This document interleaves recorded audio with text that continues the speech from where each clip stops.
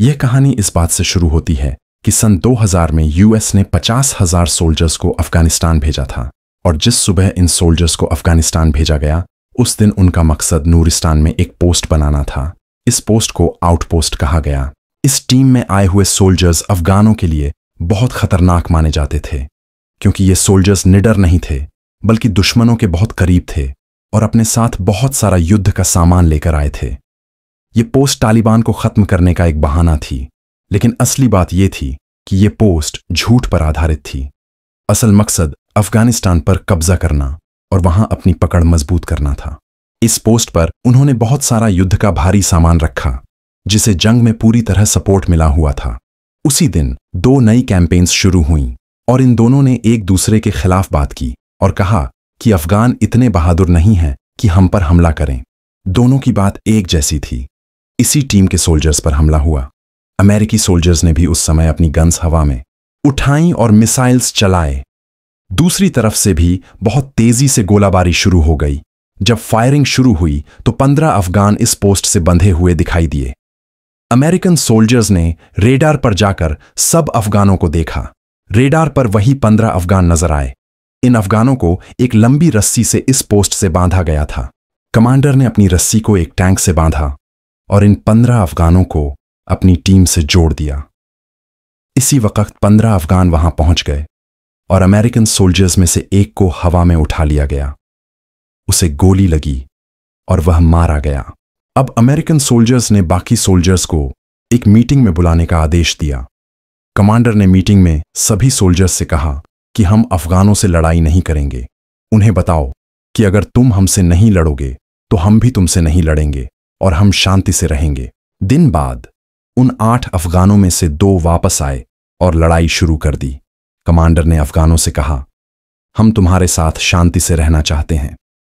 हम तुमसे लड़ाई नहीं करेंगे और तुम भी हमसे लड़ाई मत करना। कमांडर ने अफगानों से कहा, तुम ब्रिटिश हो, हम तुम पर भरोसा करेंगे। उसने आगे कहा, हम अमेरिकन्स हैं, रशियंस नहीं। हम तुमसे लड़ने नहीं आए हैं। और फिर कमांडर ने कहा कि अगर हमें कोई खतरा हुआ तो वो सिर्फ लोगों या तालिबान से नहीं होगा।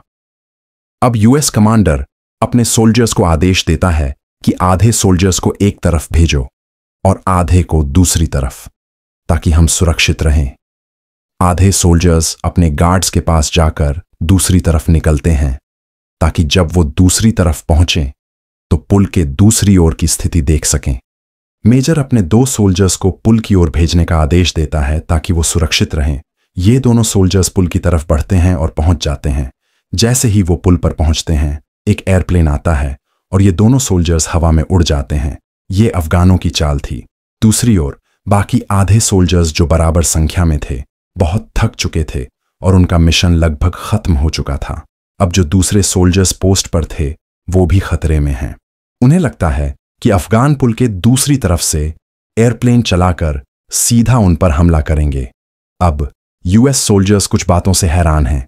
खाना ठीक से नहीं मिला, काम ठीक से नहीं हुआ, ये सब माहौल बिगड़ गया था। सोल्जर्स परेशान थे। उन्होंने कहा कि अगर खाना ठीक नहीं मिलेगा तो वो पुल के उस पार नहीं जाएंगे। इसी दौरान एक अफगान वहां आया जिसके पास बहुत पैसे थे। उसने सोल्जर्स से कहा, अगर तुमने खाना ठीक से नहीं खाया तो भविष्य में तुम्हें बहुत ज्यादा पैसे खर्च करने पड़ेंगे। उसने डॉलर्स दिखाए, लेकिन सोल्जर्स ने कहा, यह हमारा काम नहीं है, हमारा काम सिर्फ उस पार जाकर खाना लेना है। शुरुआत में सोल्जर्स ने अपना खाना खुद खाया और उनके पास काफी पैसे भी थे। उन्होंने अपने डॉलर्स खर्च किए। अब सोल्जर्स की हालत अच्छी नहीं थी। उन्होंने अपनी सारी सीमाएं पार कर दी थीं, क्योंकि एक तरफ फ्रंट लाइन पर खतरा था और दूसरी तरफ भी गड़बड़ी हो चुकी थी। अब पहाड़ों से अफगानों की एक बड़ी सेना काहर की तरफ बढ़ रही है।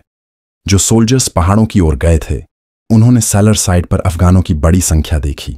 उन तक पहुंचने का और कोई रास्ता नहीं था क्योंकि वो सैलर साइड पर बहुत देर से फंसे हुए थे और अब वो 1-2 रास्तों पर ही बचे हैं जो सैलर साइड की ओर जाते हैं। जैसे जैसे अफगान सैलर साइड के करीब पहुंचते हैं वो पोस्ट की तरफ बढ़ने लगते हैं। अमेरिकन सोल्जर्स भी फ्रंट लाइन पर पहुंचने की कोशिश करते हैं, लेकिन वो जमीन पर फंसे हुए हैं और सैलर साइड पर दबाव बढ़ता जा रहा है। अफगान सैलर साइड पर बढ़ते हैं और बड़ी संख्या में सोल्जर्स को दाले प्रातावा की जमीन पर भेजा जाता है।